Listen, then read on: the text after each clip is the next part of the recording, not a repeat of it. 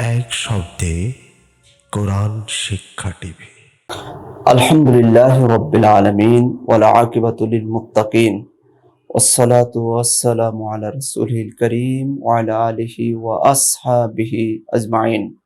আমাদের একান্ত আত্মার আত্মীয় দিনদার ইমানদার মুসলিম ভাই এবং বোনেরা, আসসালামু আলাইকুম ওয়া রাহমাতুল্লাহি ওয়া বারাকাতুহু। আমরা আল্লাহ সুবহানাহু ওয়া তাআলার কাছে শুকরিয়া আদায় করি যে রহমত, বরকত, মাগফিরাতের মাস রমাদান আমাদের একদম কাছে। সেই মুহূর্তে রমজানের প্রস্তুতিমূলক প্রোগ্রাম করার তৌফিক আল্লাহ সুবহানাহু ওয়া তাআলা আমাদেরকে দিয়েছেন। আমরা কালিমাতুশ শুকর আদায় করছি আলহামদুলিল্লাহ। আমাদের সম্মানিত মেহমান, আজকের প্রোগ্রামের প্রধান অতিথি, বিশিষ্ট স্কলার উস্তাজুনা শাইখুনা, জাতীয় উস্তাদ শেখ ডক্টর সাইফুল্লাহ মাদানী হাফিজাহুল্লাহ রহিমাহুল্লাহ শাফাহুল্লাহ। আমি মোহতারাম শাইখকে রমাদানের প্রস্তুতিমূলক আলোচনা পেশ করার জন্য বিনীত অনুরোধ করছি। الحمد لله رب العالمين والصلاة والسلام على أشرف الأنبياء والمرسلين نبينا محمد صلى الله عليه وسلم وعلى آله وأصحابه ومن تبعهم بإحسان إلى يوم الدين.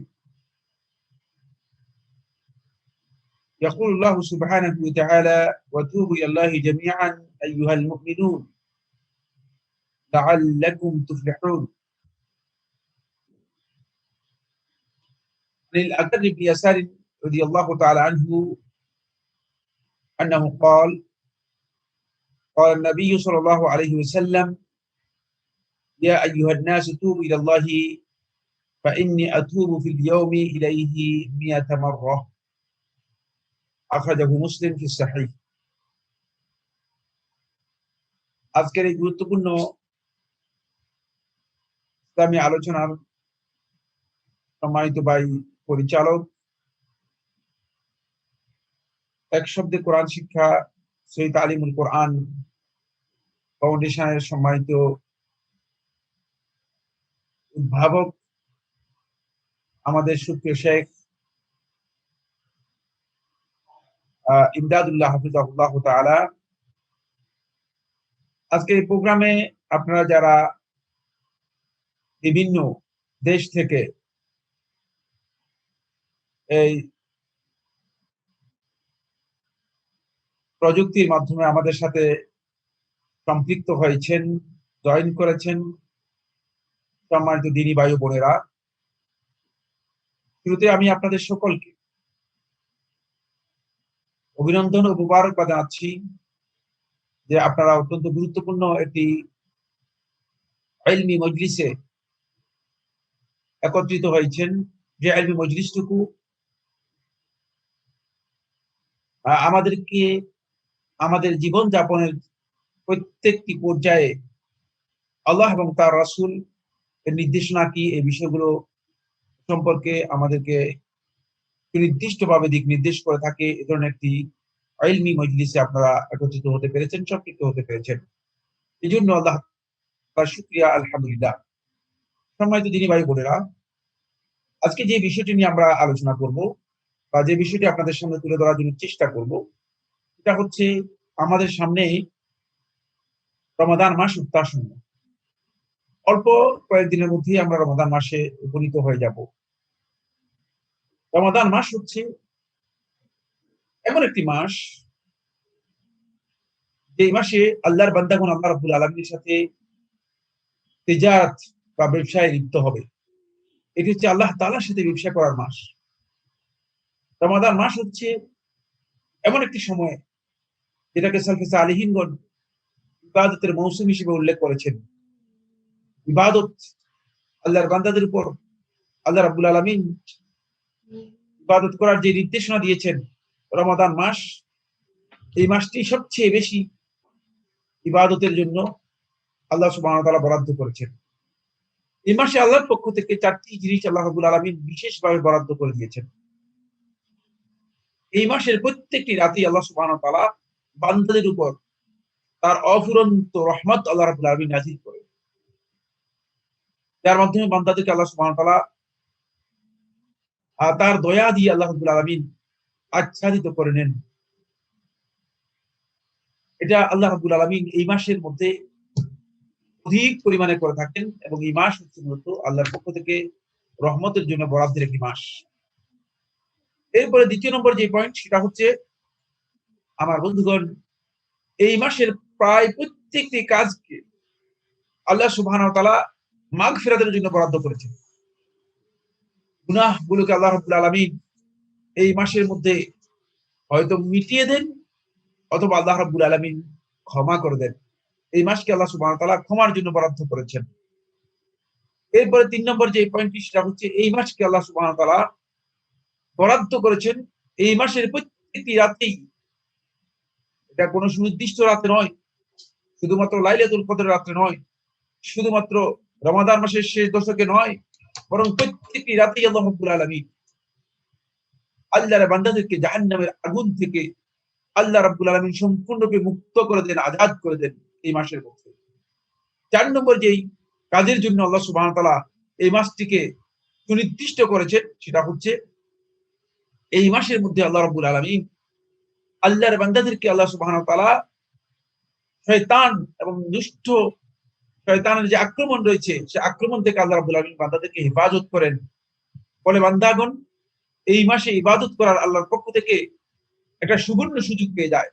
তাই হতভাগ্য ওই ব্যক্তি, যে ব্যক্তি রমাদান মাস পেয়েছে কিন্তু সত্যিকার ভাবে আল্লাহ রাব্বুল আলামিনের ইবাদত করতে পারেনি। হতভাগ্য ওই ব্যক্তি, যে ব্যক্তি রমাদান মাস পেয়েছে কিন্তু দুর্ভাগ্যের বিষয়, সে ব্যক্তি আল্লাহ রাব্বুল আলামিনের কাছে ক্ষমা চেয়ে নিতে পারেনি।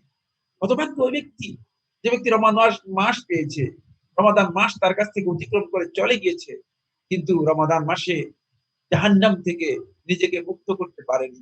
রমাদান মাসে নিজেকে জাহান্নাম থেকে আজাদ করতে পারেনি।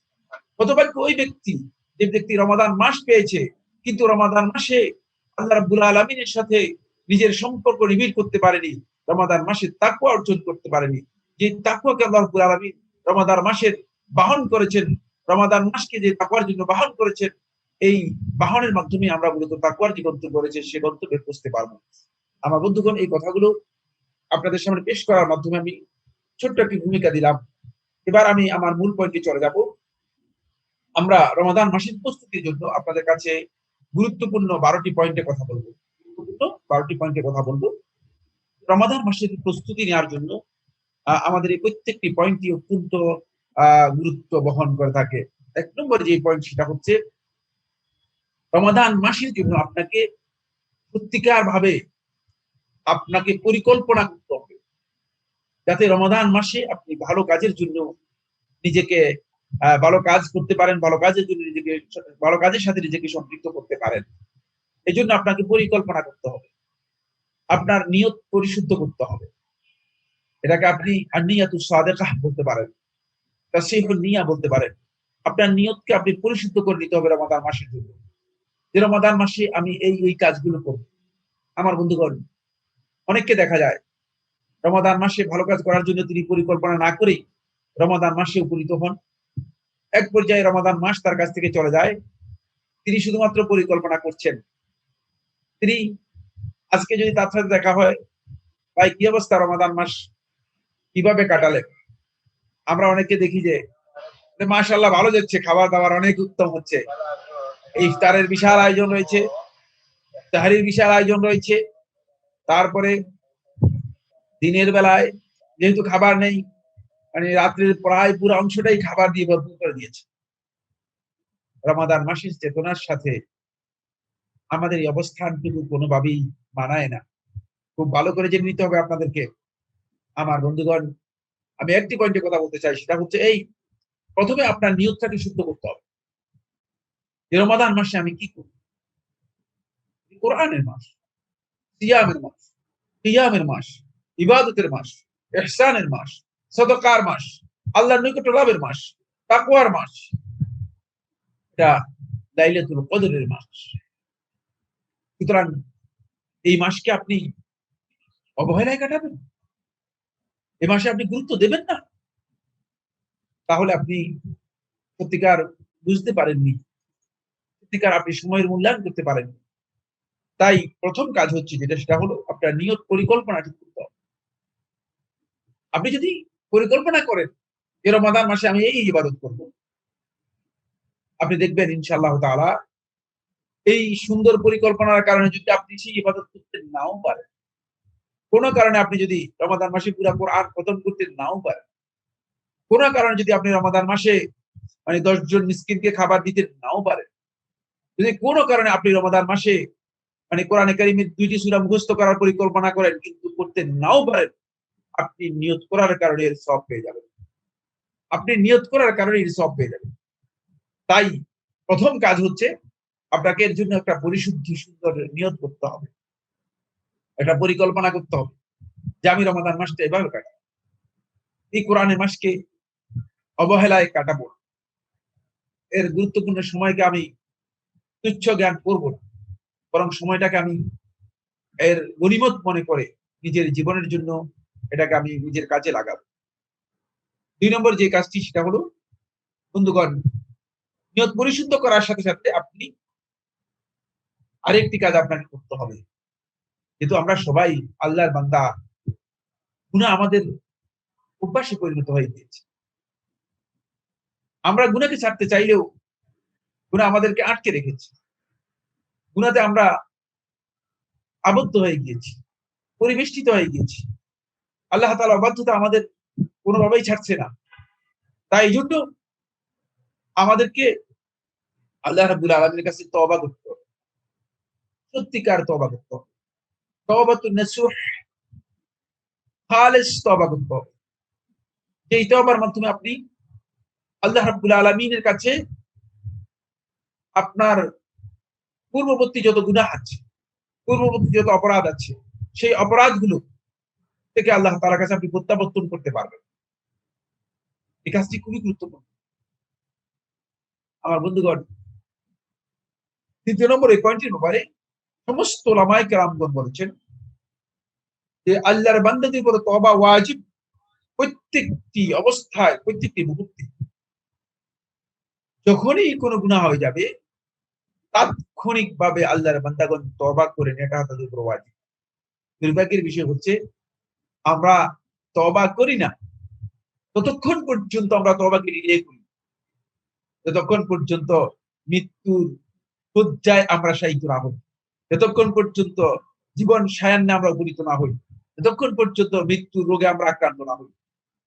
এরপরে যখন মৃত্যু শয্যায় আমরা শায়িত হই, তখন আমরা কোন একজন মোল্লা মৌলবী অথবা মুন্সিকে ডেকে এনে আমরা বলি যে এখন লোকটা তওবা করার প্রয়োজন হয়েছে। দুনিয়ার কোন আলেম এই তওবার কোন বিবৃতি বা বর্ণনা দেননি, বরং তওবা হচ্ছে গুনাহ হয়ে যাওয়ার সাথে সাথেই বান্দা তওবা করবে। যতক্ষণ আপনি ডিলে করবেন, আপনার এই তওবাকে আপনি যতক্ষণ ডিলে করবেন ততক্ষণ আপনি গুনাহগার হবেন।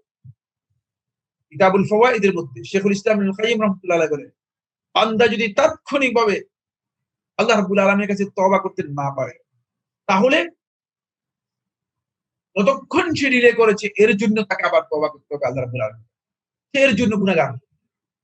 এই কাজটি গুনাহর কাজ। এই জন্য ইবাদতের থেকে বান্দা যখন দূরে সরে যাবে, তখন বান্দা আল্লাহ রাব্বুল আলামিন থেকে আস্তে করে আড়ালে চলে যায়। আল্লাহ তাআলার দৃষ্টি থেকে, আল্লাহ রাব্বুল আলামিনের যে রহমতের দৃষ্টি রয়েছে, আল্লাহ তাআলার দৃষ্টি তো দুটি। একটা হচ্ছে যে দৃষ্টি বান্দা নেক বান্দাদের প্রতি আল্লাহ তাআলা দেখে, তার মাধ্যমে রহমত দিলেন। আর এমনি আল্লাহ সুবহানাহু ওয়া তাআলা সবকিছু দেখেন, সব বস্তুর প্রতি আল্লাহ তাআলার দৃষ্টি রয়েছে। কিন্তু আল্লাহ রাব্বুল আলামিনের রহমত যেটি, এই রহমত থেকে বঞ্চিত ওই ব্যক্তি হয়ে যায় যে ব্যক্তি গুনাহ দিয়ে দিয়ে আল্লাহ রাব্বুল আলামিনের সাথে আড়াল হয়ে পর্দা করে দূরে সরে যায়। এজন্য আমাদেরকে তওবা করতে হবে। এটা আমাদের সফলতার মানদণ্ড হিসেবে আল্লাহ সুবহানাহু ওয়া তাআলা কোরআনে কারীমে সূরা নূর 31 নম্বর আয়াতের মধ্যে বলেছেন। আল্লাহ সুবহানাহু ওয়া তাআলা বলেন, তুবু ইলাল্লাহি জামিআন, তোমরা সবাই আল্লাহ রাব্বুল আলামিনের কাছে তওবা করো।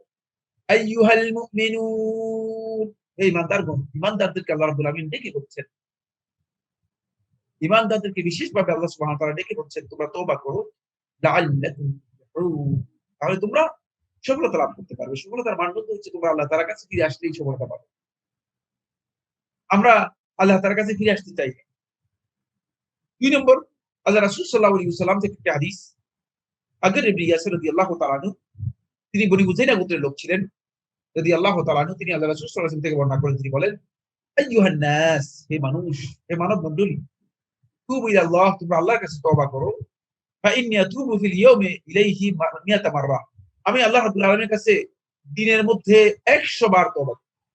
আপনি খুব ভালো করে লক্ষ্য করেন, আল্লাহ রাসূল সাল্লাল্লাহু আলাইহি ওয়াসাল্লামের কোনো গুনাহ ছিল, আল্লাহ রাব্বুল আলামিন রাসূলুল্লাহ সাল্লাল্লাহু আলাইহি ওয়াসাল্লামের সামান্য ত্রুটি বিচ্যুতি যদি হতো, এটাকে আল্লাহ সুবহানাহু ওয়া তাআলা অগ্রিম ক্ষমা করে দিয়েছে। ওয়াকাদ গাফারাল্লাহু লাহু মা তাকাদ্দাম মিন যামবিহি ওয়া মা তাআখার, আল্লাহ সুবহানাহু ওয়া তাআলা অগ্রিম রাসূলুল্লাহ সাল্লাল্লাহু আলাইহি ওয়াসাল্লামের যদি কোনো কারণে, মানবিক দুর্বলতার কারণে যদি কোনো ত্রুটি বিচ্যুতি হয়, সেটাকে ক্ষমা করে দিয়েছে। এত সত্ত্বেও আল্লাহ নবী সাল্লাল্লাহু আলাইহি ওয়াসাল্লাম দিনে আল্লাহ রাসূল সাল্লাল্লাহু আলাইহি ওয়াসাল্লাম 100 বার দিনে রাসূলুল্লাহ সাল্লাল্লাহু আলাইহি ওয়াসাল্লাম তওবা করতেন। ইন্না লিল্লাহি ওয়া ইন্না ইলাইহি রাজিউন। আমরা আমাদের কি অবস্থা? আমরা কি করি? ইমাম মুসলিম রাহমাতুল্লাহ তার সহিহে বর্ণনা করেছেন, হাদিস নম্বর 2702। তাই আমাদেরকে এখানে দুটি পয়েন্ট জানতে হবে। একটি পয়েন্ট হচ্ছে অপরাধের সাথে সাথে তওবা করা সমস্ত উলামায়ে কেরামের ঐক্যমত ওয়াজিব। তাহলে আপনি অপরাধ থেকে মুক্তি পেয়ে যাবেন। 2 নম্বর হচ্ছে তওবা ওই ব্যক্তির জন্য যে অপরাধ বা অন্যায় করে ফেলেছে, ইচ্ছাকৃতভাবে নয়, আল্লাহ রাব্বুল আলামিনের হুরমাতকে, আল্লাহ সুবহানাহু ওয়া তাআলার মর্যাদা এবং আল্লাহর বিধানকে লঙ্ঘন করার জন্য নয়। যদি কেউ আল্লাহ রাব্বুল আলামিনের বিধানকে ইস্তেহলাল করে, হালাল করে এই কাজটি করে থাকে, তার এই কাজটি ভয়ঙ্কর কুফরিতে পরিণত হবে। তো তাহলে তাকে অবশ্যই আল্লাহ তাআলার কাছে কুফরি থেকে তাকে তওবা করতে হবে। এটা তখন গুনাহ থাকবে না, এটা তখন কবিরা গুনাহ থাকবে না, অথবা সগীরা গুনাহ থাকবে না, এটা কুফরিতে রূপান্তরিত হয়ে যাবে এবং সেই ইসলামের যে সীমারেখা আছে, সীমারেখা থেকে বাইরে চলে যাবে। এই জন্য খেয়াল করতে হবে যে এটা হচ্ছে ওই ব্যক্তির জন্য যে ব্যক্তি অপরাধ করেছে ভুলের কারণে, নির্বুদ্ধিতার কারণে, অথবা অজ্ঞতার কারণে, অথবা বিস্মৃতির কারণে, অথবা না জানার কারণে, ইত্যাদি ইত্যাদি আর অনেক কারণ রয়েছে, সেগুলো আমরা বিস্তারিত আলোচনা করব। এরপর আরেকটি গুরুত্বপূর্ণ পয়েন্ট করব, সেটা হচ্ছে তওবা মুখে কোনো কিছু বলার নাম নয়। মুখে আল্লাহর কাছে ক্ষমা প্রার্থনার নাম হচ্ছে ইস্তেগফার। তওবা কাজের নাম, তওবা বলার নাম নয়। কাজ হচ্ছে অপরাধ থেকে পরিপূর্ণরূপে আল্লাহর বিধানের কাছে প্রত্যাবর্তন করে ফিরে আসা। আবারও বলছি, অপরাধ থেকে পরিপূর্ণরূপে আল্লাহর বিধানের কাছে ফিরে আসা, আল্লাহ তাআলার কাছে অনুতপ্ত হওয়া এবং অপরাধ থেকে নিজেকে সিদ্ধান্ত নিয়ে পরিপূর্ণরূপে বিরত রাখা, এই কাজগুলো হচ্ছে তওবা। এগুলোর পরিচয় হচ্ছে তওবা। সুতরাং কোন ব্যক্তি যদি তওবা, তিনি মনে করেন যে আমি তওবা করেছি, আমাদেরকে অনেকে বলেন যে ভাই আমি তওবা করেছি, কিন্তু এরপর আমি আবার গুনাহ করেছি, এরপর আমি তওবা করেছি, এরপর আমি গুনাহ করেছি। আমি বললাম যে আপনার তওবা আসলে তওবা হয় নাই। এই তওবা তওবাতুন নাসুহ না। এই তওবা গুনাহ থেকে মানুষদেরকে ফিরাতে পারে না, এটাকে আসলে তওবা বলা হয় না। এটা তওবার নাম ধারণ করেছে, কিন্তু তওবা হয়নি। তওবা হচ্ছে প্রকৃত তওবা সেটাই, যেটা আপনাকে গুনাহ থেকে ফিরিয়ে আপনাকে আপনার আল্লাহর আনুগত্যের উপর নিয়ে আসতে পারবে, সেটা হচ্ছে তওবা। এরপর একটি গুরুত্বপূর্ণ কথা বলব, সেটা হচ্ছে আল্লাহ রাসূল সাল্লাল্লাহু আলাইহি ওয়াসাল্লাম সহিহ মুসলিমের কিতাব at-তাওবা ৩ নম্বর হাদিসের মধ্যে বলেছেন, আল্লাহ তাআলা একটি কাজে সবচেয়ে বেশি খুশি হন। একটি কাজে আমার আল্লাহ সুবহানাহু ওয়া তাআলা সবচেয়ে বেশি খুশি হন। আর সেই কাজটি হচ্ছে আল্লাহর বান্দা যখন আল্লাহ রাব্বুল আলামিনের কাছে তওবা করে। আল্লাহ তাআলা মনে করেন যে আমার বান্দা আমার কাছ থেকে হারিয়ে গিয়েছে। এই বান্দাকে শয়তান তার বান্দায় পরিণত করে ফেলেছে। এই বান্দাকে প্রবৃত্তি, নফস তার গোলামে রূপান্তরিত করে ফেলেছে। শয়তান মনে করে থাকে। আমার এই বিষয়ে বান্দা এমন ভাবে প্রতারিত হয়ে যায় যে বান্দা আল্লাহ রাব্বুল আলামিনের কাছ থেকে হারিয়ে যায়। তখন আল্লাহ সুবহানাহু ওয়া তাআলা, যখন বান্দা তওবা করে আল্লাহ তাআলার কাছে ফিরে আসেন, আল্লাহ রাব্বুল আলামিন সবচেয়ে বেশি আনন্দিত হন, সবচেয়ে বেশি খুশি হন। আমরা ২ নম্বর পয়েন্ট আলোচনা করলাম। ৩ নম্বর পয়েন্ট হচ্ছে বন্ধুগণ, রমাদান মাসের অন্যতম প্রস্তুতি হচ্ছে রমাদান মাসের আগে, রমাদান মাসে উপনীত হওয়ার জন্য আল্লাহ রাব্বুল আলামিনের কাছে বেশি বেশি করে আমাদেরকে দোয়া করতে হবে। আল্লাহ রাব্বুল আলামিনের কাছে আমাদেরকে বেশি বেশি করে দোয়া করতে হবে। রমাদান মাস এটি বরকত, মাগফিরাত ও নাজাতের মাস। তাই রমাদান মাসে আমরা উপনীত হওয়ার আগেই বেশি বেশি করে আমরা রমাদান মাসের জন্য দোয়া করি। সালাফগণ রমাদান মাসের আগেই দোয়া করতেন। ইমাম ইবনে রজব রাহিমাহুল্লাহ তাআলা লাতাইফুল মাআরিফের মধ্যে তিনি উল্লেখ করেন, তিনি বলেন যে সালাফদের মধ্যে অনেকেই কানু ইয়াদউনা আল্লাহ সিত্তাতা আশহুরিন আন ইউবাল্লিগাহুম রমাদান, তারা আল্লাহ রাব্বুল আলামিনের কাছে 6 মাস ধরে দোয়া করত এইভাবে যে আল্লাহ আমাদেরকে রমাদান মাসে পৌঁছার তৌফিক দান করো। রমাদান মাসের প্রতি তাদের কতই না আগ্রহ ছিল। রমাদান মাসের যেই বরকত রয়েছে, রমাদান মাসের যেই ঐশ্বর্য রয়েছে, রমাদান মাসে যেই আল্লাহর পক্ষ থেকে বিশাল অফার রয়েছে, এই অফার গুলো লাভ করার জন্য সালফে সালেহিনগণ কতই না গুরুত্ব দিতেন। তারপরে সুম্মা ইয়াদউনা সিত্তাতা আশহুর বাদাহা, তারপরে 6 মাস তারা দোয়া করতেন রমাদান মাসের আমলগুলো আল্লাহ রাব্বুল আলামিনের কাছে কবুলের জন্য। তাই আমরা রমাদান মাসটাকে রমাদান মাসের আগেই এই ধরনের দোয়া করি। ইয়াহইয়া ইবনে আবি কাসির রাহমাতুল্লাহ আলাইহি থেকে ইবনে রজব রাহমাতুল্লাহ আলাইহি বর্ণনা করেন, তিনি বলেন সালাফদের মধ্যে অনেকেই এই দোয়া করতেন, আল্লাহুম্মা বাল্লিগনা রমাদান, আল্লাহুম্মা বারিক লানা ফি শাবান ওয়া বাল্লিগনা রমাদান। হে আল্লাহ, আপনি আমাদের শাবান মাসে বরকত দান করুন এবং আমাদেরকে রমাদান মাসে উপনীত হওয়ার পৌঁছার তৌফিক দিন। এই ধরনের দোয়া করা জায়েজ। তবে এই দোয়াটুকু সালাফদের কাছ থেকে সাব্যস্ত হয়েছে, এই মর্মে রাসূলুল্লাহ সাল্লাল্লাহু আলাইহি ওয়াসাল্লামের সহিহ কোনো হাদিস সাব্যস্ত হয়নি। তাই এই কথা বলা জায়েজ নেই যে রজব মাস আসলেই মানে আমাদেরকে প্রত্যেক সালাতের পর এই দোয়া করতে হবে বা এই দোয়া করা সুন্নাত যে আল্লাহুম্মা বারিক লানা ফি রজব ওয়া শাবান ওয়া বাল্লিগনা রমাদান। না, এই riwayat সহিহ হাদিস দ্বারা সাব্যস্ত হয়নি। এই ধরনের দোয়া রাসূলুল্লাহ সাল্লাল্লাহু আলাইহি ওয়াসাল্লামের কাছ থেকে সাব্যস্ত হয়নি। কিন্তু দোয়ার জন্য দোয়ার শব্দ আল্লাহ নবী সাল্লাল্লাহু আলাইহি ওয়াসাল্লাম থেকে সাব্যস্ত হওয়ার শর্ত। আপনি যে কোনো ধরনের দোয়া করতে পারেন, আল্লাহ তাআলা আমাকে রমাদান মাসে সুস্থভাবে উপনীত হওয়ার তৌফিক দান করো, এটাও করতে পারেন। দোয়ার জন্য আপনার শব্দ বাধ্যতামূলক নয়, আপনার বক্তব্য সঠিক হতে হবে। এই জন্য কিন্তু যদি কোনো ইবাদতকে বা কোনো দোয়াকে বা কোনো জিকিরকে যদি আপনি রাসূল সাল্লাল্লাহু আলাইহি ওয়াসাল্লামের দিকে নিসবত করেন অথবা রাসূলুল্লাহ সাল্লাল্লাহু আলাইহি ওয়াসাল্লামের সুন্নাহ হিসেবে আখ্যায়িত করেন, তাহলে অবশ্যই আপনাকে খেয়াল রাখতে হবে যেটা, সেটা হলো এটা হাদিস দ্বারা সাব্যস্ত হতে হবে। হাদিস দ্বারা সাব্যস্ত। এরপরের পয়েন্টটি হচ্ছে আমার বন্ধুগণ, 4 নম্বর পয়েন্ট হলো রমাদান মাসের আগমন উপলক্ষে আনন্দিত হওয়া, খুশি হওয়া। আল্লাহ রাসূল সাল্লাল্লাহু আলাইহি ওয়াসাল্লাম রমাদান মাসের আগমনকে রাসূলুল্লাহ সাল্লাল্লাহু আলাইহি ওয়াসাল্লাম ইস্তেকবাল করেছেন, অভ্যর্থনা জানিয়েছেন। আযাল্লাকুম শাহরুন আযীম শাহরুন মুবারাকুন শাহরুন ফীহি লাইলাতুল কদর, যে তোমাদেরকে এমন একটা মাস তোমাদেরকে ছায়া দিবে, ছায়া দিচ্ছে, যে মাসটি মহিমান্বিত মাস, মহান মাস, বরকতময় মাস, যে মাসে লাইলাতুল কদর রয়েছে। তাই এই ধরনের সুসংবাদ, রমাদানের অভ্যর্থনার বিষয়টি রমাদানে পৌঁছার জন্য আনন্দ প্রকাশ করা এটি না জায়েজ, জায়েজ। ফলে আল্লাহ রাসূল সাল্লাল্লাহু আলাইহি ওয়াসাল্লাম থেকে সহিহ হাদিসে সাব্যস্ত হয়েছে রমাদান মাস এর শুরু থেকে আল্লাহ সুবহানাহু ওয়া তাআলা যা আউয়ালু ইয়াউমিন মিন রমাদান, যখন রমাদান মাসের প্রথম দিন আসে, আল্লাহ সুবহানাহু ওয়া তাআলা ফুতিহাত আবওয়াবুল জান্নাহ, জান্নাতের দরজাগুলোকে আল্লাহ রাব্বুল আলামিন খুলে দেন। ওয়া গুলিকাত আবওয়াবুন নিরান, জাহান্নামের দরজাসমূহকে আল্লাহ সুবহানাহু ওয়া তাআলা বন্ধ করে দেন। ওয়া সুফিদাতিশ শায়াতিন ওয়া মারাদাতুল জিন, শয়তান এবং জিনদের মধ্যে যারা দুষ্ট জিন আছে তাদেরকে আল্লাহ সুবহানাহু ওয়া তাআলা শিকলাবদ্ধ করে দেন। দেখেন ভালো করে, এটা প্রস্তুতি। সুবহানাল্লাহ। আমার বন্ধুগণ, দুইটি জিনিস আপনাদের জানতে হবে, সেটা হচ্ছে সকল প্রকার খারাপ কাজ, কথা এবং অনিষ্টের উৎস হচ্ছে দুটি। আমি খুব ভালো করে আপনাদের বিষয়গুলো দৃষ্টি আকর্ষণ করছি, এগুলো খুবই গুরুত্বপূর্ণ। 1 নম্বর হচ্ছে আপনি আপনার নফস আপনার জন্য খারাপ কাজের উৎস। যদি আপনি আপনার নফসকে পরিশুদ্ধ করতে না পারেন, আপনার নফসকে আপনি যদি নিয়ন্ত্রণ করতে না পারেন, তাহলে আপনি এই নফসের মাধ্যমে আপনি তাড়িত হবেন, এই নফসের মাধ্যমে আপনি খারাপ কাজের দিকে ধাবিত হবেন। নফস আপনাকে খারাপ কাজের জন্য উদ্বুদ্ধ অনুপ্রাণিত করবে।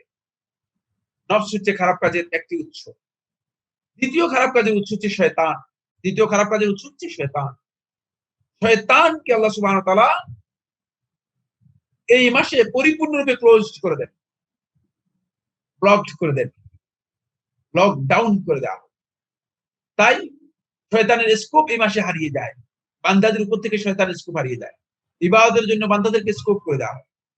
আর বাকি থেকে যায় নফস। নফসকে এই মাসের মধ্যে আল্লাহ সুবহানাহু ওয়া তাআলা দমন করেন সিয়ামের মাধ্যমে। এজন্য আলাইকা বিস-সাওমি ফাইন্নাহু লাহু বিজা। যদি তুমি বিয়ে করতে না পারো, আল্লাহ রাসূল সাল্লাল্লাহু আলাইহি ওয়াসাল্লাম বলেন, তোমরা যদি বিয়ে করতে না পারো আলাইকুম বিস-সিয়াম বা বিস-সাওমি, তোমরা সিয়াম পালন করবে, কারণ এটা তোমাদের জন্য তোমাদের শরীরে যে উত্তেজনা আছে, নফসের যে খাহেশাত আছে, নফসের যে কামনা বাসনা আছে, এগুলোকে স্থবিত করে দেয়, এগুলোকে স্থবির করে দেয়। এই জন্য রমাদান মাসটা ইবাদতের জন্য দুইটি সোর্সকে এখানে অনেকটা হালকা করে দেওয়া হয়, ক্লোজ করে দেওয়া হয়। তাই যদি আল্লাহর বান্দা সত্যিকার ভাবে এই সিয়াম পালন করতে পারে, তাহলে তিনি এই আল্লাহর বান্দা আল্লাহ রাব্বুল আলামিনের নৈকট্য লাভ করার জন্য একটা সুযোগ পেয়ে যাবে। আল্লাহ রাব্বুল আলামিনের তাকওয়ার ধারপ্রান্তে পৌঁছার জন্য একটা সুযোগ তার জন্য বেরিয়ে আসবে। এই জন্য আল্লাহ সুবহানাহু ওয়া তাআলা এই সুযোগটুকু করে দেন। ফলে রমাদান মাসের মধ্যে একটা পরিবেশ তৈরি হয়। এই জন্য আনন্দিত হতে হবে, এটা খুশির বিষয়। 5 নম্বর পয়েন্ট হচ্ছে বন্ধুগণ, রমাদান মাসে আহ পূর্ববর্তী মাসের যাদের সিয়াম কাজা রয়ে গিয়েছে, পূর্ববর্তী বছরের সিয়াম কাজা রয়ে গিয়েছে, তাদের সেই কাজা সিয়াম গুলো আগে আদায় করে নিতে হবে। এই জিম্মা আপনাকে কি করতে হবে? মুক্ত করতে হবে, অবমুক্ত করতে হবে, জিম্মা থেকে বের হতে হবে। যদি জিম্মা থেকে আপনি মুক্ত না হন, তাহলে আপনি ভুল কাজ করেছেন। এই জন্য আল্লাহ রাসূল সাল্লাল্লাহু আলাইহি ওয়াসাল্লামের সাহাবায়ে কেরামগণ রমাদান মাসের আগেই, শাবান মাসেই তাদের কাজা সিয়াম গুলো পালন করে নিতেন। এখনো সময় রয়ে গিয়েছে, যাদের কাজা সিয়াম রয়ে গিয়েছে, আপনারা মেহেরবানি করে আপনাদের এই জিম্মাটুকু, আল্লাহ রাব্বুল আলামিনের যে হকটুকু আপনাদের উপর রয়ে গিয়েছে, সেই হকগুলো আপনারা আদায় করে দিন। আবু সালামা রাদিয়াল্লাহু তাআলা বর্ণনা করেন, তিনি বলেন, আমি আয়েশা রাদিয়াল্লাহু তাআলাকে বলতে শুনেছি, তিনি বলেন, কানা ইয়াকুনু আলাইয়া সাওমু মিন রমাদান, রমাদান মাসের সিয়াম আমার উপর ফরজ থেকে যেত, কাজা সিয়াম আমার উপর থেকে যেত, ফামা আস্তাতিউ আন আকদিয়াহা ইল্লা ফি শাবান, আমি শাবান মাস ছাড়া রাসূলুল্লাহ সাল্লাল্লাহু আলাইহি ওয়াসাল্লামের সাথে ব্যস্ত থাকার কারণে, অন্য রিওয়ায়াতের মধ্যে এসেছে শাবান মাস ছাড়া সেগুলো পূরণ করতে পারতাম না। আল্লাহ রাসূল সাল্লাল্লাহু আলাইহি ওয়াসাল্লামের হকটাকে উম্মুল মুমিনিন আয়েশা রাদিয়াল্লাহু আনহা কত বেশি গুরুত্ব দিতেন, খুব ভালো করে খেয়াল করেন। তাই শাবান মাসে যেহেতু আল্লাহ রাসূল সাল্লাল্লাহু আলাইহি ওয়াসাল্লাম বেশি পরিমাণে সিয়াম পালন করতেন, শাবান মাসে আমি আমার এই কাজা সিয়াম গুলো পালন করে দিতাম। ইমাম বুখারী রাহমাতুল্লাহ তাআলা সহিহে বর্ণনা করেছেন হাদিস নম্বর 1849, ইমাম মুসলিম রাহমাতুল্লাহ তাআলা সহিহে বর্ণনা করেছেন হাদিস নম্বর 1146। বন্ধুগণ, সুতরাং যাদের এই কাজা সিয়াম রয়ে গিয়েছে, তারা অবশ্যই কাজা সিয়াম গুলো পালন করবেন। এই মর্মে হাফেজ ইবনে হাজার আসকালানী রাহমাতুল্লাহ আলাইহি ফাতুল বারীর ৪র্থ খণ্ডের ১৯১ পৃষ্ঠায় বলেন, ইউখাযু মিন হিরসিহা على ذلك في شعبان أنه لا يجوز تأخير القضاء حتى يدخل رمضان آخر। এই বক্তব্য থেকে এই কথা স্পষ্টভাবে প্রতীয়মান হয় যে রমাদান মাসের পূর্ববর্তী কাদা কোনোভাবেই পরবর্তী রমাদান প্রবেশ করা পর্যন্ত তাখির করা জায়েজ নেই। এবং মুহাদ্দিসিনগণ আয়েশা রাদিয়াল্লাহু তাআলা বর্ণিত এই হাদিস থেকে এই বক্তব্য বা এই শিক্ষাটুকু নিয়েছেন। ৬ নম্বর যে পয়েন্টটি আমরা আলোচনা করব বন্ধুগণ, সেটা হচ্ছে রমাদান মাসে আপনাকে রমাদান মাসের ফজিলত এবং রমাদান মাসের গুরুত্ব, মর্যাদা এবং সিয়ামের যে বিধিবিধানগুলো আছে, এগুলো জানার জন্য চেষ্টা করতে হবে, জেনে নিতে হবে। দুর্ভাগ্যের বিষয় যে আমরা এর সিয়াম এর বিধানগুলো, রমাদান মাসের বিধানগুলো কিছুই আমরা জানার জন্য চেষ্টা করি না। আপনি ইবাদত করবেন, কিভাবে ইবাদত করবেন? ইবাদতের মূল উপাদান হচ্ছে ইলম। আমলের আগেই তো আপনাকে ইলম অর্জন করতে হবে। ইমাম বুখারী রাহমাতুল্লাহ আলাইহি কথা বলেছেন, বাবুল ইলমি ক্বাবলা আল কওলি ওয়াল আমাল। কথা বলার আগে আপনাকে ইলম রাখতে হবে, আমল করার আগে আপনাকে ইলম রাখতে হবে। ইবনে বাত্তার রাহমাতুল্লাহ আলাইহি হাদিসের মানে ইমাম বুখারী রাহমাতুল্লাহ এই যে পরিচ্ছেদ বা এই যে অধ্যায় করেছেন, এই অধ্যায়ের এই শিরোনামকে সামনে রেখে ইবনে বাত্তার রাহমাতুল্লাহ আলাইহি বলেন, এখান থেকে এই কথা স্পষ্ট রূপে প্রতীয়মান হয় যে ইলমটা আমলের আগেই থাকতে হবে। সুতরাং ইলম না থাকলে কোনো ব্যক্তি তার এই আমলকে সমৃদ্ধ করতে পারবে না, আমলকে যথাযথভাবে আদায় করতে পারবে না। এই জন্য আমাদেরকে রমাদান মাসের আগের প্রস্তুতি হিসেবে 6 নম্বর যে কাজটি করতে হবে, রমাদান মাসে আমরা যে আমলগুলোর জন্য চেষ্টা করব, সেই আমলগুলোর বিধিবিধানগুলো আমাদের জেনে নিতে হবে। একজন আলেমের কাছে জেনে নিন, একটা প্রোগ্রাম করুন, একজন যোগ্য আলেমের কাছ থেকে বিষয়গুলো জেনে নেওয়ার জন্য চেষ্টা করুন। 7 নম্বর পয়েন্ট হচ্ছে যেটা, সেটা হলো রমাদান মাসে ইবাদত থেকে যে সমস্ত কাজ আপনাকে ব্যস্ত করে রাখবে, সেই সমস্ত কাজগুলো থেকে নিজেকে মুক্ত করার জন্য চেষ্টা করুন। সুবহানাল্লাহ, আমরা তো বরং আরো উল্টা করি। আমাদের সিস্টেম হচ্ছে এটা যে আমরা রমাদান মাসটাকে ব্যবসায়ের মৌসুম হিসেবে, আল্লাহ তাআলা আল্লাহর সাথে ব্যবসায়ের মৌসুম হিসেবে উল্লেখ করেছেন। রাসূলুল্লাহ সাল্লাল্লাহু আলাইহি ওয়াসাল্লাম আল্লাহর সাথে ব্যবসায়ের বিষয়টি ইঙ্গিত দিয়েছেন। বাকি আমরা যেটা করে থাকি সেটা হচ্ছে আমরা রমাদান মাসটাকে মানে আমাদের দুনিয়াবী ব্যবসায়ের মূল সময় হিসেবে, এটাকে আমরা স্কোপ, সুযোগ, সুবর্ণ সুযোগ হিসেবে আমরা গ্রহণ করার জন্য চেষ্টা করে থাকি। পরে দেখা যায় অনেকে রমাদান মাসে ইবাদতের জন্য তিনি ফারেগ হবেন, অবসর হবেন, এটা তো বহু দূরের কথা। বরং রমাদান মাসে তিনি ব্যবসাকে আরো লার্জ করে এত বেশি ব্যস্ত হন যে রমাদান মাসে তার আর কথা বলার সুযোগ নেই। অন্য মাসে তো তিনি বিভিন্ন ধরনের সুযোগ সুবিধা পান, রমাদান মাসে সেই সুযোগও নেই। এমনকি অনেকে দাঁড়িয়ে দাঁড়িয়ে রমাদান মাসে খাচ্ছেন আর বলতেছেন, ভাই এই মাসে কথা বলার সময় নেই, রমাদানের পরে আসেন, ইনশাআল্লাহ কথা বলেন। না ভাই, আপনি জানেন, আপনি আসলে বুঝতে পারেন প্রতিদিন আমার আল্লাহ সুবহানাহু ওয়া তাআলা আপনাকে সংকেত দিয়ে যাচ্ছে।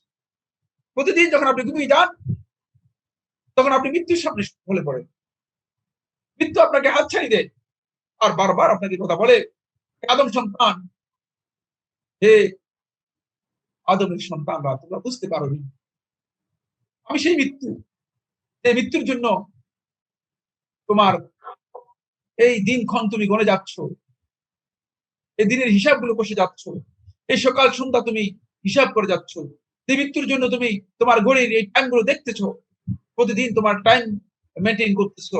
সেই মৃত্যু আমি, প্রতিদিন আমি তোমার ধারে এসে বারবার কোথায় তোমাকে নক করে যাচ্ছি, বলে যাচ্ছি আমি সেই মৃত্যু।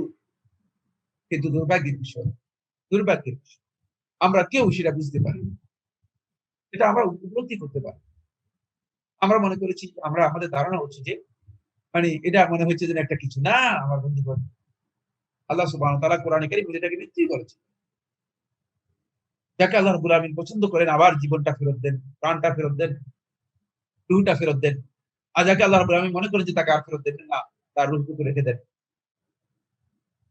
খুব ভালো করে খেয়াল করুন, আমরা কি করলাম? আমরা কিসের জন্য প্রস্তুতি নিচ্ছি? কোন ব্যবসায়ের জন্য আপনি প্রস্তুতি নিচ্ছেন?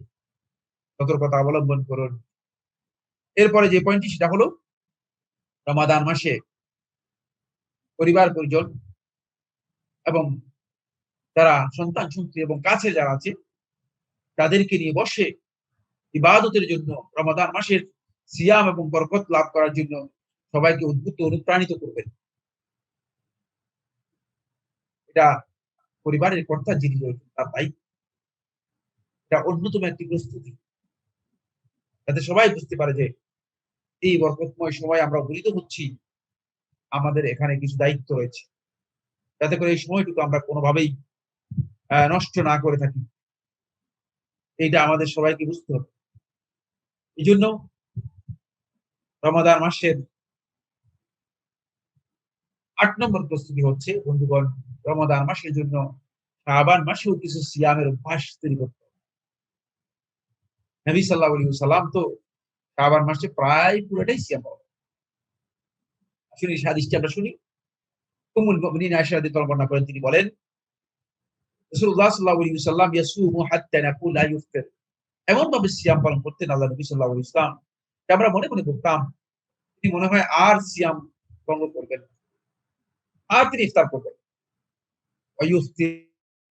তিনি আবার এমন ভাবে তিনি সিয়াম ভঙ্গ করতেন, ইফতার করতেন, হাত্তা নাকুল লা ইয়াসুম, আমরা বলতাম যে মনে হয় রাসূল সাল্লাল্লাহু আলাইহি ওয়াসাল্লাম আর সিয়াম পালন করবেন।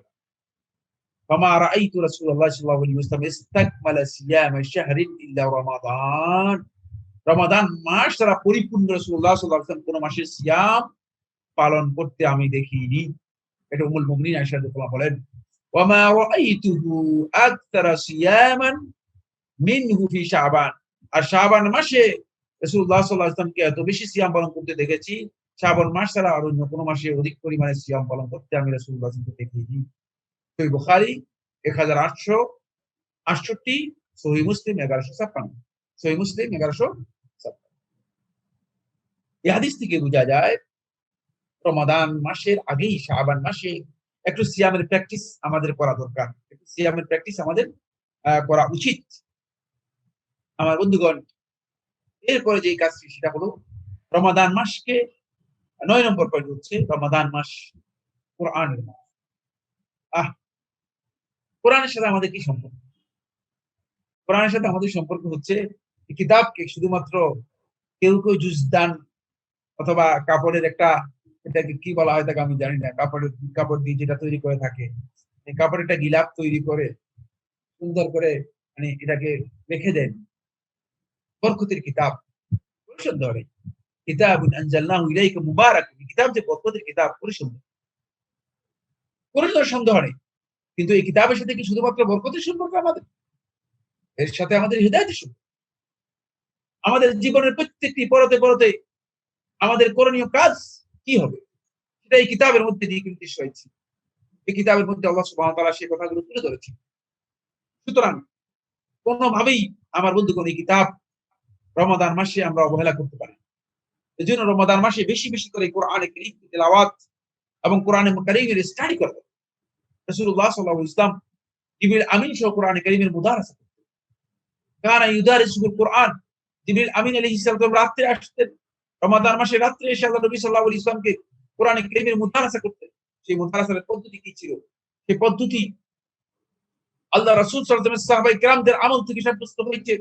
ওমর ইবনে খাত্তাব রাদিয়াল্লাহু তাআলা আনহু থেকে বর্ণনা করেন, তার ছেলে আব্দুল্লাহ ইবনে ওমর ইবনে খাত্তাব রাদিয়াল্লাহু তাআলা আনহু, তার কাছ থেকে তার ছাত্র নাফি বর্ণনা করেন, তার কাছ থেকে তার ছাত্র ইমাম মালিক রাহমাতুল্লাহ আলাইহি বর্ণনা করেন। এই সনদ থেকে বলা হয় থাকে আস-সিলসিলা যাহাবিয়্যা, মানে সোনালী সনদ। ইমাম মালিক রাহমাতুল্লাহ তার মুয়াত্তার মধ্যে বর্ণনা করেন, তিনি বলেন যে ওমর ইবনে খাত্তাব রাদিয়াল্লাহু তাআলা আনহু তিনি কোরআনে কারীমের সূরা আল বাকারা, শুধুমাত্র এই সূরাতুল বাকারা পরিপূর্ণরূপে শিক্ষা গ্রহণ করেছেন 12 বছর থেকে। এবার বুঝেন কিভাবে সাহাবায়ে কেরামগণ কোরআনকে স্টাডি করতেন, কোরআন বুঝার জন্য সময়। ওমর ইবনে খাত্তাব রাদিয়াল্লাহু তাআলা আনহু কিন্তু আমাদের মতো আজমি ছিলেন না। ওমর ইবনে খাত্তাব রাদিয়াল্লাহু তাআলা আনহু আরবি বুঝতেন না, নাউযুবিল্লাহ মিন যালিক, এমন নয়। ওমর ইবনে খাত্তাব রাদিয়াল্লাহু তাআলা আনহু আল্লাহ রাসূল সাল্লাল্লাহু আলাইহি ওয়াসাল্লামের সাহায্য পেয়েছেন কখন থেকে খুব ভালো করে খেয়াল করেন। তিনি নবুয়তের 6ষ্ঠ বা 5ম হিজরি সনে ইসলাম গ্রহণ করেছেন। ওমর ইবনে খাত্তাব রাদিয়াল্লাহু তাআলা তিনি অর্ধ পৃথিবীর আমিরুল মুমিনিন দায়িত্ব পালন করেছেন। কোরআনে কারীমকে এত নিবিড়ভাবে পর্যবেক্ষণ করে শিখেছেন 12 বছরে। ফালাম্মা আতাম, ইবনে উমর রাদিয়াল্লাহু বর্ণনা করেন, তিনি বলেন ফালাম্মা আতাম, যখন তিনি কাজটা কমপ্লিট করলেন, শেষ করলেন, নাহারা জাজুরান, একটা উট জবে করে খাওয়ালেন লোকদেরকে। এত খুশি হয়। কোরআনের সাথে আমাদেরকে সম্পৃক্ত হতে হবে বন্ধুগণ। বন্ধুগণ, কোরআন এই বিশাল সমুদ্র। ইবনে মাসউদ রাদিয়াল্লাহু তাআলা বলেছেন, লা তানকাতি ওয়াজাইবু, এর আশ্চর্যকর বিষয়গুলো, বিস্ময়কর বিষয়গুলো কিয়ামত পর্যন্ত এগুলো শেষ হওয়ার মতো নয়। এগুলো নিদর্শন, মুজিজাত, এগুলো অলৌকিকত্ব, অস্বাভাবিকত্ব মানুষের কাছে চিরন্তন হয়ে থাকে, চিরন্তন হয়ে থাকে। এটা আমাদেরকে বোঝার জন্য চেষ্টা করতে হবে। এরপরে যে পয়েন্টটি আমি আপনাদের সামনে পেশ করবো সেটা হচ্ছে, আমার বন্ধুগণ, রমাদান মাসকে গুনাহের কাফারা হিসেবে গ্রহণ করার জন্য রমাদান মাসকে আপনি গুরুত্ব দিবেন। কারণ রাসূলুল্লাহ সাল্লাল্লাহু আলাইহি ওয়াসাল্লাম হাদিসের মধ্যে বলেছেন রমাদান মাস হচ্ছে গুনাহসমূহের কাফারা। হাদিসটি আবু হুরায়রা রাদিয়াল্লাহু থেকে ইমাম বুখারী রাহমাতুল্লাহ তার সহিহ বুখারীতে বর্ণনা করেছেন, ইমাম মুসলিম রাহমাতুল্লাহ তার সহিহে বর্ণনা করেছেন। বলেন as-salawatul khams, 5 ওয়াক্ত নামাজ, ওয়াল জুমাতু ইলা জুমআহ, এক জুমা থেকে আরেক জুমা, রমাদান ই রমাদান, এক রমাদান থেকে রমাদান, কাফারাতুল লিমা বাইনাহুম, এর মাঝে যত গুনাহ আছে সবগুলোর জন্য কাফারা। রমাদান মাস কিন্তু আমাদের জন্য কাফারা। কিন্তু সেটা আমরা সেইভাবে কি আসলে রমাদান মাসের জন্য সেই প্রস্তুতি কি আমরা নিতে পেরেছি? সেই প্রস্তুতি কি আমাদের আছে? আমাদেরকে খুব ভালো করে এটা উপলব্ধি করার জন্য চেষ্টা করতে হবে। এরপরে যে পয়েন্টটি আমি আপনাদের সামনে সর্বশেষ পয়েন্ট হিসেবে আলোচনা করবো, আমার মনে হয় আমার আলোচনা কি দীর্ঘায়িত হয়ে গিয়েছে কিনা, আমি যেটা বলবো সেটা হচ্ছে, বন্ধুগণ, রমাদান মাসের প্রস্তুতি হিসেবে সাহাবায়ে কেরামগণ রমাদান মাসের ইবাদতের জন্য পরস্পরকে উপদেশ দিতেন এবং রমাদান মাসের শুভেচ্ছা জানাতেন, যাতে করে রমাদান মাসের ফজিলত থেকে কেউ মাহরুম বা বঞ্চিত না হয়। কারণ এর অনেক ফজিলত, এই ফজিলত গুলো যেন কোনো ব্যক্তি এখান থেকে মাহরুম বা বঞ্চিত না হয়ে থাকে। এই জন্য তারা এই সময়টাকে অত্যন্ত গুরুত্ব দিয়ে সাহাবায়ে কেরামগণ পরস্পরকে অভিনন্দন জানাতেন। ইবনে রজব রাহমাতুল্লাহ আলাইহি লাতাইফুল মাআরিফের 145 থেকে 148 পৃষ্ঠা বিস্তারিত আলোচনা করেছেন, সময়ের কারণে আমি বলছি না। তিনি বলেন যে সহিহ মুসনাদ আহমদের 8991 হাদিসকে উল্লেখ করে তিনি বলেন, এই হাদিস থেকে বোঝা যায় সলফে সালেহিন রমাদান মাসের জন্য পরস্পরকে অভিনন্দন জানায়, যাতে করে রমাদান মাসের প্রস্তুতি তারা নিতে পারে।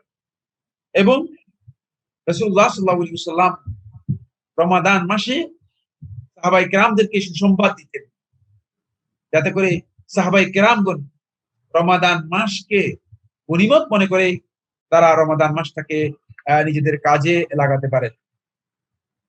এরপর আমি একটি পয়েন্ট আপনাদের সাথে আলোচনা করবো, সেটা হচ্ছে রমাদান মাসের আগেই আপনি আপনার লেনদেন গুলো মিটিয়ে নিয়ে রমাদান মাসের ফজিলত এর মধ্যে যেন আপনি সদকা, ভালো কাজ করার জন্য অথবা যাকাত আদায় করার জন্য সুযোগ করতে পারেন।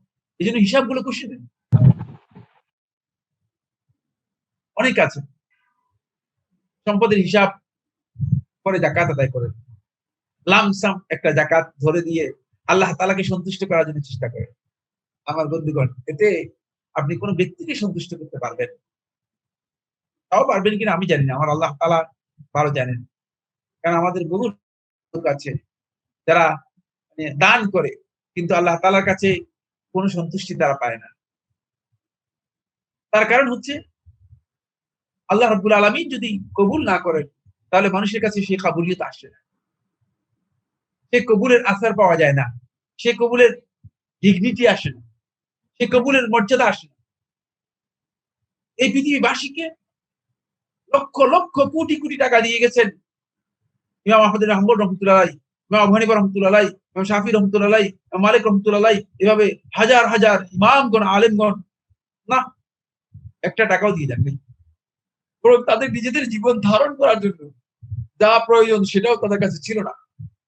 কিন্তু পৃথিবীবাসী তাদের কাছে আজকের দিন পর্যন্ত রেডি, আজকের দিন পর্যন্ত পৃথিবীবাসী তাদের জন্য সাক্ষ্য দিচ্ছে।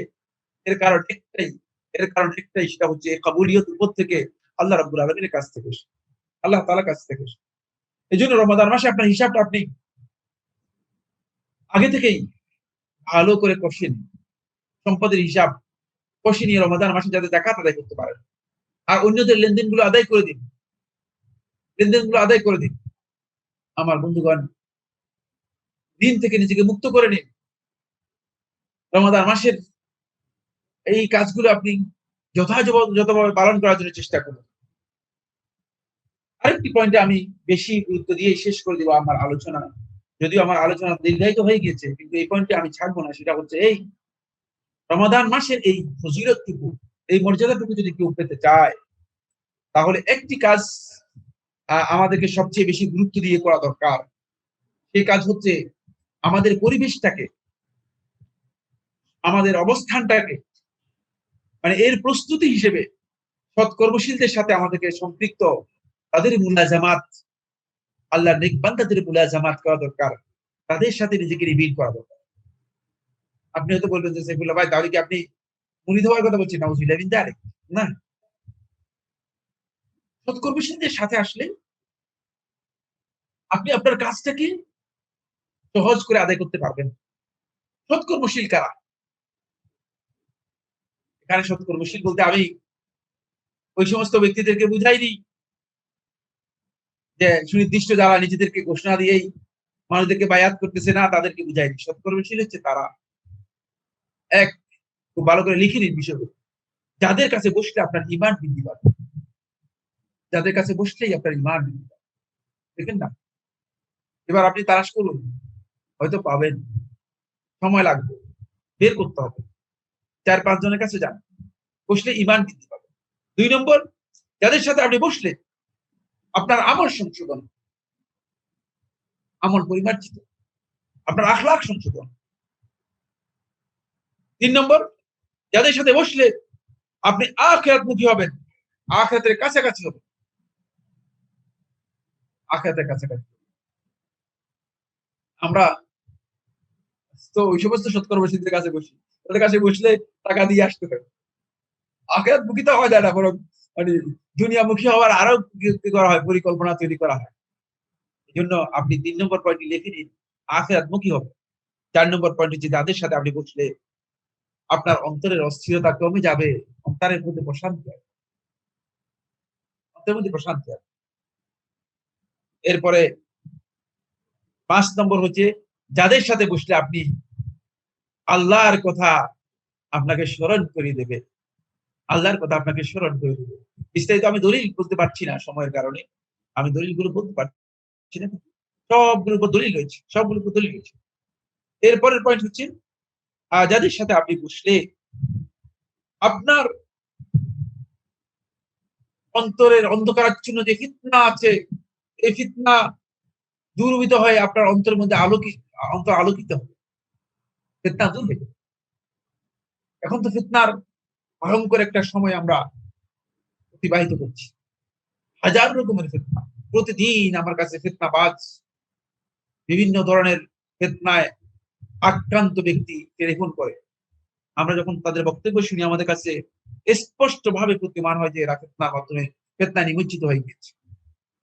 যাদের সাথে বসলে আপনার অন্তর আলোকিত হবে, আপনি ফিতনা থেকে নিজেকে রক্ষা করতে পারবেন, আপনি ফিতনার অন্ধকার থেকে নিজেকে বাঁচাতে পারবেন। আমার বন্ধুগণ, তাদের সাথেই বসুন। সুবহানাল্লাহ, আমার আল্লাহ সুবহানাহু ওয়া তাআলা সূরাতুল কাহফের 28 নম্বর আয়াতের মধ্যে, আবার বলছি, আমার আল্লাহ রাব্বুল আলামিন তার রাসূলকে নির্দেশ দিচ্ছেন সূরাতুল কাহফের 28 নম্বর আয়াতের মধ্যে। রাসূল সাল্লাল্লাহু আলাইহি ওয়াসাল্লাম আবার কাদের সাথে বলবেন, কাদের সাথে মুলাজামাত করবে? কারণ ইবাদতের জন্য এটি খুব প্রয়োজন।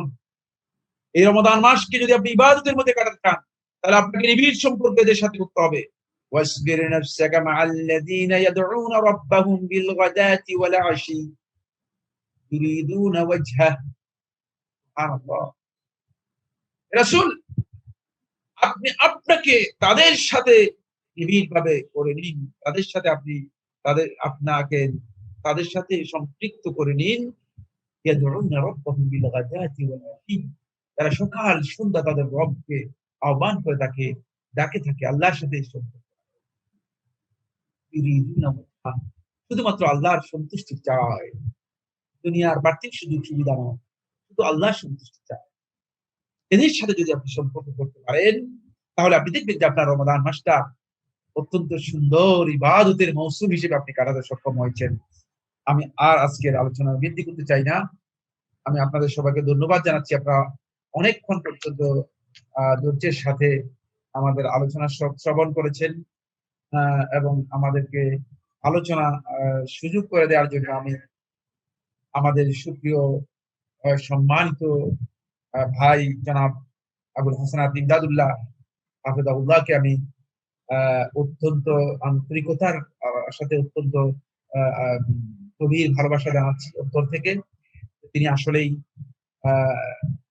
আমার সম্পর্কে তার একটা সুধারণা, কোনো আলোচক নই, কোনো জ্ঞানী নই, তারপরে সুধারণা, এই জন্য তিনি হয়তো আমাকে বলেছেন যে কিছু কথা রাখার জন্য।